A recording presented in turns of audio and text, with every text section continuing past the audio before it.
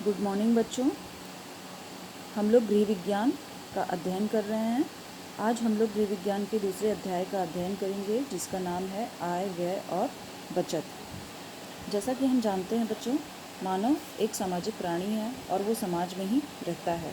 लेकिन प्रत्येक व्यक्ति को अपना जीवन यापन करने के लिए कुछ धन की आवश्यकता होती है, जिसके नाते वह समाज में मेहनत, ईमानदारी और कुशलता के साथ अपना जीवन व्यतीत करना चाहता है। प्रत्येक व्यक्ति की भौतिक, मानसिक और शारीरिक आवश्यकताएं होती हैं। उनकी पूर्ति के लिए उसे अनेक साधनों की आवश्यकता होती है और वे साधन उसे तभी प्राप्त हो सकते हैं जब वो धन उपार्जित करे और उसके बदले उन सुविधाओं और वस्तुओं को प्राप्त करे।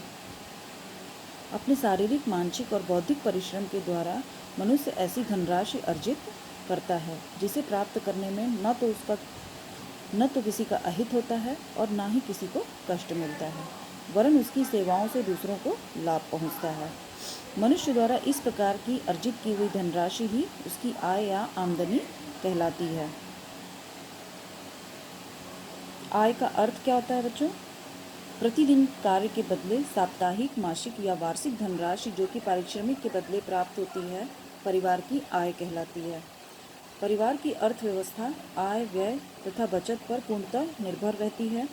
किसी व्यक्ति को अपने प्रयत्नों से अर्जित पदार्थों के विनिमय से या अपनी सेवाओं को दूसरों को प्रदान करने से अथवा अपनी संपत्ति या बचत को दूसरों के उपयोग में देने से जो द्रव्य प्राप्त होता है, वह आय कहलाता है। किसी निश्चित समय के अंदर सेवा या संपत्ति के प्रयोग के बदले से प्राप्त धन को आय कहते हैं। हमारे गृह वैज्ञानिक प्रोफेसर ग्रास व क्रेंडल के अनुसार पारिवारिक आय मुद्रा, वस्तुओं, सेवाओं तथा संतोष का प्रवाह है जो परिवार के अधिकार में आवश्यकताओं व इच्छाओं को पूर्ण करने व उत्तरदायित्वों के निर्वाह हेतु आता है। आय के भेद। आय को कितने भागों में बांटा जा सकता है? 2 भागों में। कौन कौन से? प्रत्यक्ष आय और अप्रत्यक्ष आय। प्रत्यक्ष आय कौन सा होता है बच्चों? गृहिणी तथा गृह स्वामी के द्वारा अर्जित जो धन होता है वो प्रत्यक्ष आय कहलाता है। व्यापार या उद्योग संचालन से होने वाली आय भी इसी श्रेणी में आती है। ब्याज आदि से होने वाली आय भी प्रत्यक्ष आय कहलाती है। अप्रत्यक्ष आय। अप्रत्यक्ष आय वह आय होती है जो हमें प्रत्यक्ष रूप से प्राप्त न होकर विभिन्न प्रकार की सुविधाओं से प्राप्त होती है, जैसे निःशुल्क शिक्षा, निःशुल्क जल तथा विद्युत की प्राप्ति, वर्दी व मनोरंजन आदि की सुविधा। यदि ये सुविधाएं ना मिलें तो परिवार को इन पर अवश्य ही धन व्यय करना पड़ता है। पारिवारिक आय के स्रोत। हमारे पारिवारिक आय के विभिन्न प्रकार के स्रोत होते हैं। कौन कौन से? परिवार के मुखिया, अन्य सदस्यों का वेतन, मजदूरी, व्यवसाय, ब्याज से प्राप्त होने वाली आय, परिवार द्वारा किए जाने वाले घरेलू उद्योग धंधे, कृषि व्यवसाय, पशुपालन, उपहार द्वारा आय, पेंशन की आय। इन बिंदुओं पर जो है हम अभी चर्चा विस्तार से करेंगे। परिवार के मुखिया तथा अन्य सदस्यों का वेतन। हमारे पारिवारिक आय का जो मुख्य स्रोत होता है वो परिवार के मुखिया के द्वारा होता है, जिसमें महिलाएं भी आजकल कार्यरत होती हैं, तो उनके वेतन को भी इसी में जोड़ा जाता है। परिवार के मुखिया को प्रतिमाह एक निश्चित धनराशि वेतन के रूप में प्राप्त होती है। यदि परिवार में बेटा या बेटी भी नौकरी करते हैं तो उनका भी वेतन इसी आय में जोड़ा जाता है।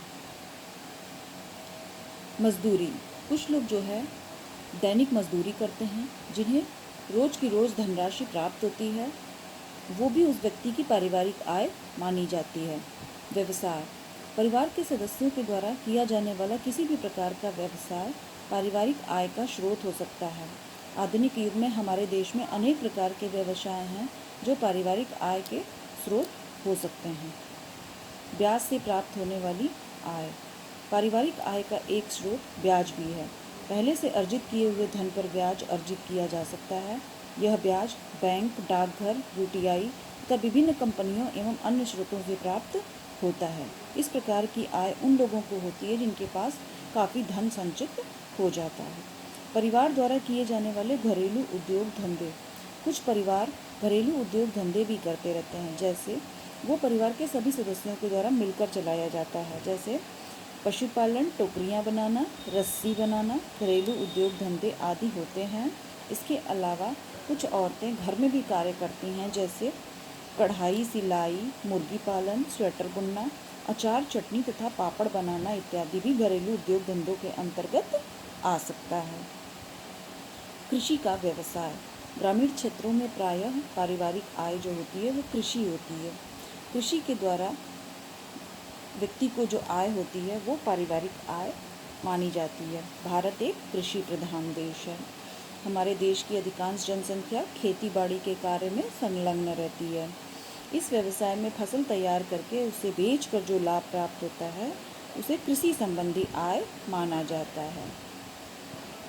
पारिवारिक आय में वृद्धि करने का ये एक अच्छा साधन होता है। पशुपालन। प्रायः पशुपालन भी हमारे पारिवारिक आय का स्रोत माना जाता है। गाय, भेड़, बकरी आदि जो है पशु को पालन किया जाता है। इन पशुओं का दूध बेचकर आय प्राप्त की जाती है। इन पशुओं के बच्चे भी बेचे जाते हैं। कुछ पशु इसलिए भी पाले जाते हैं ताकि उनका मांस बेचा जा सके। उपहार द्वारा आय। परिवार को समय समय पर मिलने वाले उपहारों तथा भेंटों को भी आय के रूप में सम्मिलित किया जा सकता है। हमारे देश में विभिन्न अवसरों जैसे जन्म दिवस, मुंडन होता है, जनेऊ, नामकरण, कंछेदन, शादी, विवाह आदि पर उपहार देने की प्रथा होती है। इन उपहारों को हम पारिवारिक आय का स्रोत मानते हैं। पेंशन की आय। पारिवारिक आय का स्रोत पेंशन भी है। यदि परिवार का कोई सदस्य अपने कार्यकाल से अवकाश प्राप्त कर लेता है तो उसको जो पेंशन के रूप में धनराशि प्राप्त होती है वो भी पारिवारिक आय के रूप में मानी जाती है। इसके आगे बच्चों हम पारिवारिक व्यय का तात्पर्य पढ़ेंगे। गृह व्यवस्था के मुख्य रूप से दो तत्व होते हैं। कौन कौन से? परिवार की आय तथा व्यय। परिवार में आय के साथ साथ व्यय का भी बहुत समान रूप से महत्व होता है।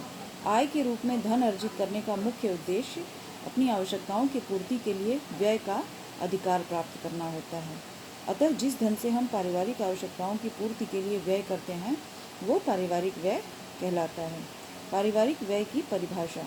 किसी निश्चित अवधि में संबंधित परिवार द्वारा अर्जित आय के उस अंश को पारिवारिक व्यय माना जाता है जो परिवार के विभिन्न आवश्यकताओं की पूर्ति के लिए व्यय हुआ है। पारिवारिक व्यय को भी विभिन्न प्रकारों में बांटा जाता है। कितने प्रकार होते हैं पारिवारिक व्यय के? ध्यान दीजिए। निश्चित व्यय, अर्धनिश्चित व्यय, आकस्मिक व्यय और अन्य व्यय। तो निश्चित व्यय बच्चों किसे कहते हैं? वे व्यय जो पूर्ण रूप से निश्चित होते हैं, जैसे मकान का किराया, बच्चों की स्कूल की फीस होती है, भोजन पर होने वाला व्यय जो होता है वो निश्चित व्यय होता है। अर्धनिश्चित व्यय कौन सा होता है?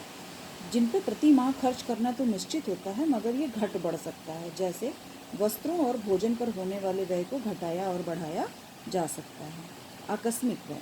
आकस्मिक व्यय वह व्यय होता है जिनके बारे में हमें पूर्व से जानकारी नहीं होती है। ये कम या अधिक हो सकते हैं, जैसे परिवार में किसी सदस्य की गंभीर बीमारी या निकट संबंधी घर में विवाह आदि पड़ जाए तो ये व्यय आकस्मिक व्यय कहलाता है। अन्य व्यय मनोरंजन और विलासिता संबंधी जो व्यय होता है वो अन्य व्यय कहलाता है। इसके बाद है बच्चों व्यय को प्रभावित करने वाले तत्व। व्यय को प्रभावित करने वाले तत्व में कौन कौन से बिंदु आते हैं? ध्यान दीजिए। परिवार का ढांचा, परिवार में सदस्यों की संख्या, परिवार के सदस्यों की उम्र, परिवार का स्तर, परिवार में धन कमाने वालों का पेशा, परिवार द्वारा मान्य धार्मिक सामाजिक परंपराएं, परिवार कैसे स्थान पर रह रहा है और गृहिणी की दक्षता। अब इन बिंदुओं पर हम चर्चा जो है अगले वीडियो में करेंगे। धन्यवाद।